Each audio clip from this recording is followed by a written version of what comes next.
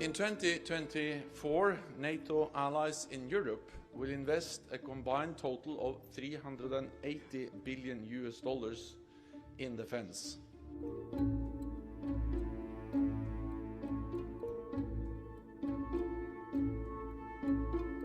We can't walk away now. That's what Putin's betting on. He just flatly said that.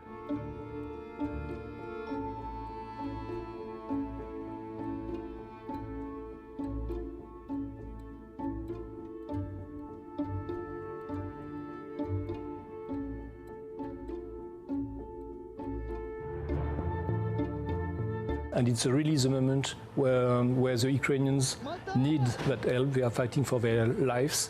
They need ammunitions. And we have been very supportive, but that's a key moment. We have to play the long game if we want to shorten the war.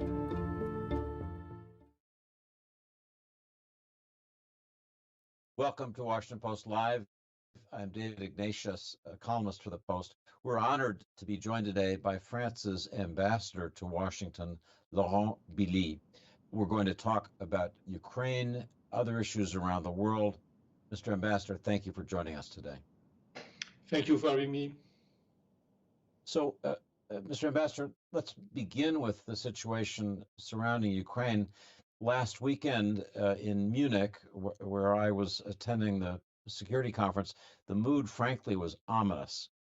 With the death of Alexei Navalny, the Russian capture of Avdiivka in eastern Ukraine, and the fear that Republicans may block additional U.S. military assistance. Let's start with the death of the courageous dissident Navalny. Does the French government believe that Navalny was murdered? And how do you think Vladimir Putin should be made to pay a price for this terrible tragedy? Well, France has been asking for a full investigation on the issue of the death of Navalny. We also the ambassador of Russia to Paris, and our ambassador, as you may have seen, was on the Lubyanka Square on the Zulovsky Stone to pay tribute to Navalny. It's a very shocking death, and it reminds us that in today's Russia, free spirit that's sent to Gulag, or best case scenario, and to death. So I think it's a terrible signal that we have to take into account when we think about the support that we are providing to Ukraine. So, as you know, Ambassador, as we were about to come on air, the White House spokesman John Kirby announced that the U.S. will be formally announcing new sanctions against Russia related to Navalny's death on Friday. This obviously is very fresh news, but I want to ask you two things. Will France support this move by the Biden administration to impose sanctions? And is France planning any sanctions of its own after Navalny's death? Well, I understand that we have to look at a strong reaction after the death of Mr. Alexei Navalny. We have been implementing already a huge packet of packs of sanctions. So we'd probably look on the matter to find for other ideas, but I'm not aware at the moment or where we stand exactly. There is already some decision on that respect. But just to be clear, France isn't currently planning any new sanctions to respond to Navalny's death. We may be looking at it, but it's a very new element, so I don't have much to comment on the subject at the moment. But I'm certainly sure that we are not excluding any possibility. All right. Let me turn, Mr. Ambassador, to Ukraine. On Friday, before traveling to Munich, Ukrainian President Zelensky was in Paris to sign a bilateral agreement with your president, Emmanuel Macron, that will give Ukraine, by news reports, €3 billion in additional military aid. Macron spoke of France moving to a war industry footing. Give our audience watching now a basic summary of what's included in your new agreement with Ukraine and why this will be significant, not just for France, but for Europe? Well, first of all, we have to recall to the audience that it's really additional. So it's in top of the 50 billion new package that the EU has decided. And it's really about French contribution directly, because the European Union contribution is basically around 18% from French taxpayer. That new package will help to finance special military devices like the one we have been providing in the past, which includes artillery César system, the Scalp missiles, which have been quite efficient in the theater, some more training, ammunitions, precise ammunitions. So there is a lot of things, but the main thing here is that we have that amount which is dedicated to respond also on real time to Ukrainian demands. So we are not excluding anything on that package. It's the finance that we have for next year, and it's retargeted to answer to the Ukrainian needs. So let me focus on how quickly this assistance can be delivered, how quickly more Césars and other essential weapons and ammunition can be in Ukrainian hands. Listening last weekend to Zelensky and to Foreign Minister Dmytro Kuleba, it sounded as if the need is urgent. Ukraine is running out of ammunition. Its troops have to ration their artillery fire, and Ukraine's cities are close to being without air defense to protect the people in those cities, in Kyiv and Lviv. How quickly can this French military assistance get there? And are you trying to adopt special procedures to move it fast enough that it can make a difference now or in the coming weeks as Ukraine struggles with Russian advances? I think it's also important to highlight that in the last 2 years, Europeans have changed. We are not anymore coming from Venus. We have been speeding up and ramping up our defense industry. One of the key artillery systems that we deliver to Ukraine, the César artillery, we have been able to cut by half the time of production. We have something like 60 more which are under production at the moment. We have been triple our production of ammunition. But at the same time, I wouldn't like to give to the audience that we can do without the support of the US, because whatever our efforts are, the challenges are enormous, and it's not so easy to pass from harvesting the dividend of peace to a war economy. And we need time, and we really need the US support at that very moment, because as you said, the situation on the ground is difficult. And if we want to help Ukraine, we have to do it now. We can't drag our feet anymore. It's really the moment where allies have to be together and bring support to the Ukrainian now. And Mr. Ambassador, let me ask you to take that a step further. The House of Representatives is considering the supplemental military aid request. Everyone says that there ought to be 300 votes to pass it if it can get to the floor. What's the message that you, as the ambassador of France, the representative of one of our key allies, would send to Republican members of Congress who may be opposing this package to try to convince them to take action? I think, first of all, we have to recall again that it's not a regional issue, it's not a European issue, it's a challenge of our generation. There is no scenario in that war where Russia win and the US don't lose. That's, I think, very key. It's about also the legacy of the greatest generation. We have been living in 75 years of peace, thanks to the rule-based international order, thanks to NATO. And it's a legacy that we have to protect. And that protecting that legacy today, it's supporting Ukraine, who is fighting for our values, who struggle for their freedom.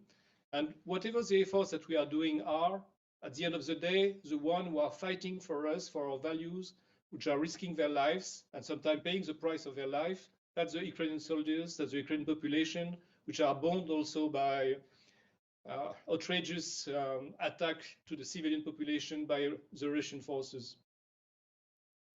So let me ask a blunt question. You spoke earlier of France's new bilateral commitment to Ukraine of an additional 3 billion euros and the things you're doing to move as quickly as you can. But honestly, if the United States does not join in this effort with additional military aid, is it going to be possible for Ukraine to continue and to survive in this war against Russian attacks? What do you think? I would prefer not to consider that alternative. I think the Ukrainians need our help. They are fighting courageously. 2 years ago, very few observers will have guessed that we will be still where we are today, with somehow a strategic defeat of Russia, with not able to take Kiev, with Sweden and Finland joining NATO. So we have now to finish the job after 2 years and help Ukraine to stand. And it requires absolutely, there is no alternative to that US support. Sometimes I hear that if it's so important for the European, we should empty our coffin. We are emptying our coffin. We are doing a lot. But at the same time, we know also our limits. But the difference also for us is that we are really also contributing to indirectly to the US economy, because like what we call the peace facility from the European Union, 60% of what we give to Ukraine via that facility is going back to the US. So we are also in a different position. The only industrial military base which is able to deliver at the speed, at the level that is needed, it's the US one, but it's also a kind of contribution to US economy. So, Mr. Ambassador, returning to the details of French and other European assistance to Ukraine, after President Zelensky visited Paris, he went on to Germany to see Prime Minister Schulz and made a similar bilateral agreement with Germany. Zelensky spoke of those two agreements, I'm quoting him here, as a new security architecture for Ukraine and new opportunities. These additional efforts come on top of the extensive European Union financial support for Ukraine that you spoke of earlier, the 50 billion euros, and there's discussion of these new efforts as being, in effect, so long as Ukraine is not part of NATO. So the question that I want to raise with you is, given the level of European support to Ukraine, both economically and militarily, and given how crucial Ukraine is to the future of Europe, why not move quickly to make Ukraine part of the European Union and part of NATO? Well, first of all, when I spoke about the 50 billion euros, it was a new package, but the total that we have been spending already before the 50 billion is 100 billions. So it's a real important contribution that Europe has been spending, and it's more than the US. On the question of enlargement to NATO and to the EU, on the EU we have taken the decision to start the negotiation, and I think it was a very clear and positive message that we stand by Ukraine and we don't see another future for Ukraine that be part of the European family, that the European Union family. The NATO enlargement is a bit more tricky. We are in favor of Ukraine joining NATO, but it poses some real questions to have a new member when the war is still going on. And also it's a kind of a question about the message that we send. Russians have been very good at selling to the so-called global south that the expansion of NATO was a real reason of the war, and in fact Russia was having a defensive war. So somehow we will be fueling that narrative if we were going in that direction. But I have no doubt that anyway, history is clear, and Ukraine will be part of NATO. So I just want to underline that however long it takes, as you look at this, as your government in Paris looks at this, Ukraine will someday be a member of the European Union and will someday be a member of NATO. Is that a fair statement? Certainly, the world has changed 2 years ago. That's also another strategic defeat from Russia that to misread our determination, and I don't see a future for Ukraine which is not being part of European Union.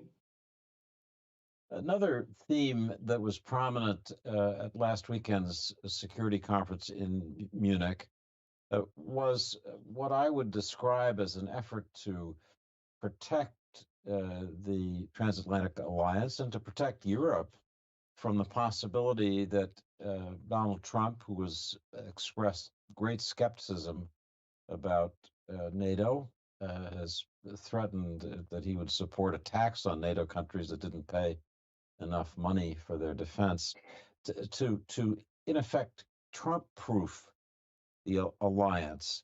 I want to pose this in a question that was sent to us by a member of our audience, David in Maryland, and he asked it this way: if Trump wins the next election and pulls out of NATO, will NATO remain strong enough to carry on until the next U.S. election, when presumably another president might try to get back in NATO? What do you think? Well, there is two levels of answer to the question. There is some legal issue about the ability of one president to go out of NATO, and then there is a political question about the impact, more generally, of a NATO without the US. On the first one, you know better than me that there is some guardrails.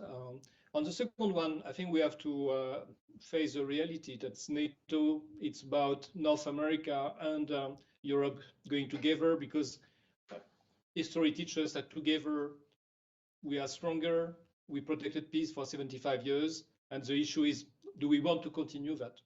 If the US was not part of the NATO, I don't see how NATO could survive the blow, but as Europeans, we will have to continue to fight for our defense. But again, I think there is a real reason why 75 years ago, Europeans and Americans, North Americans, decided to join force within NATO.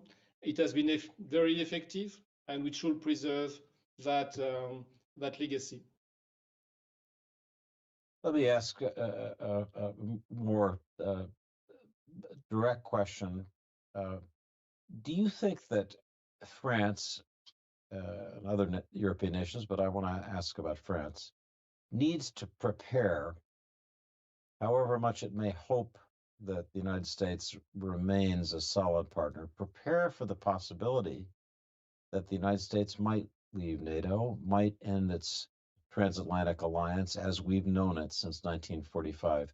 Should France be preparing for that awful possibility, do you think? I think the real change of these last years is the Russian attack on Ukraine.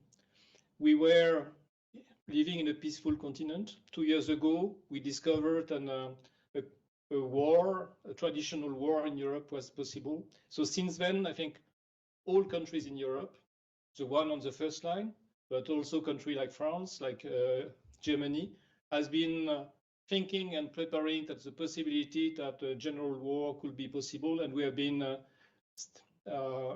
raising our military spending, we have been ramping up our industrial base, and that's a real challenge. It's really what is a trigger for us. We know that we are living in a much more dangerous world than before. But at the same time, we should also enlarge the scope because the world is not just on Ukraine, and I think the world is back on a moment of competition between powers, and the rule-based international order that we built is under threat. And so we have to see at the global picture and not to think that if we look at Ukraine as a regional issue, it doesn't have an impact. It doesn't send a message somewhere else in the world. Let me ask one more question that's come from our audience. This is Stephen in Connecticut, who asks, what effect, if any, do you see the increased strength of the far right in France having on the future willingness of France to contribute substantially to the defense of Ukraine's sovereignty and territorial integrity? What about that? Is French right-wing pressure posing a threat similar to what we see in the United States with Donald Trump? So far, the far right has been, with nuances, more supportive of Ukraine. They had to distance a bit themselves with the support that they receive at a certain moment from Russia. We are having an electoral system which is more in favor, let's say, of the majority vote, because we have a two-turn elections for the member of Chamber of Representatives. So I don't see in the foreseeable future an impact on the rise of one party or another in France, changing that understanding that we are living in a very dangerous moment, that Russia is becoming a threat. And by the way, we live that also very directly because we have a challenge on our democracy. There is something that we call portal combat that we identified with 193 internet sites providing fake news, attacking our political personnel. And we observe that in many places of the world where also Russia is a spoiler of the international order. So I don't think there is much doubt in the public opinion in France that Russia is today a threat to our democracy. So, Ambassador, let me turn away from Ukraine to another area that you know a lot about. Before coming to Washington, you were France's ambassador to China and are one of the real experts in Washington on China. Many analysts see China now in a period that's often described as malaise. The economy slowing in its growth, the population frustrated with the government. Even members of the party, mid-level bureaucrats, saying to visitors who tell people like me how frustrated they are with the policies of President Xi Jinping. You know China better than most people. What do you see going on? Do you think there's this problem of malaise developing now? There is something like a malaise going on, and the growth is smaller, and there is still the legacy also of the zero COVID policy, which has been very unpopular in some cities like Shanghai, certainly, after the strong confinement, but in Beijing as well. But we also have to be cautious of what we feel in big cities and among elites that we meet, and let's say tier 2, 3 cities, which enjoy in the last years a growing, still a better quality of living, and also the fact that under Xi Jinping and thanks to new technology, the capacity or the ability of control of the population is much stronger than that it used to be. So yes, it's certainly a moment, a difficult moment for China, but it's not necessarily translating to something in terms of political challenge to the authority of President Xi Jinping. So another thing analysts worry about is that as China's economy slows, President Xi Jinping may be tempted to play what we would call the nationalism card. to rally the country behind him. And specifically, people worry that he might seek to reunify Taiwan with China using military force. I want to ask you two things. First, as a former ambassador, expert on China, what do you think is the likelihood that Xi would use military force during his time as president to reunify? And second, what would France do if Taiwan was invaded by the PRC? I think nationalism is really the core and maybe the only ideology of today's China. And so using the nationalistic card is not necessarily something very new. It's something that has been there for decades, but even more since the opening of the economy. It's really what sticks the country together is that idea of nationalism. The nationalism encompasses the question of Taiwan and the unity of China. And so I think we have to be clear that there is no way that China is going to forget about its willingness to recreate the complete unity of China, and Taiwan being the last part separated from the motherland. So if we have to be realistic, the best that we can achieve is to preserve the statu quo, and that's where France is concentrating also its effort and messaging toward President Xi Jinping, or not to change the statu quo by force, and to refrain to fuel the tension. And I think the best that we can do is really to avoid whatever we can to fuel tension in the Straits. Regarding France's position, we have been very clear that we are on our wish to preserve the statu quo. We have a frigate which is also passing in the Strait to show our support to the freedom of navigation, and we are determined to continue to play our partition to make sure that the scenario that you have been mentioning is not happening. So let me turn to the relationship between France and the United States. In 2021, the AUKUS deal, so-called, the agreement for the U.S., Australia, and Britain to work together on nuclear submarines, excluding France, which had been building submarines for Australia, rocked the relationship. I think that's putting it mildly. Has the wound of AUKUS healed now so that the relationship between Washington and Paris is where it should be, or are there still tensions? It has been some time already. It was a wound, as you mentioned. I think there is a lot of things for historians to study about all the mechanism in the years to come.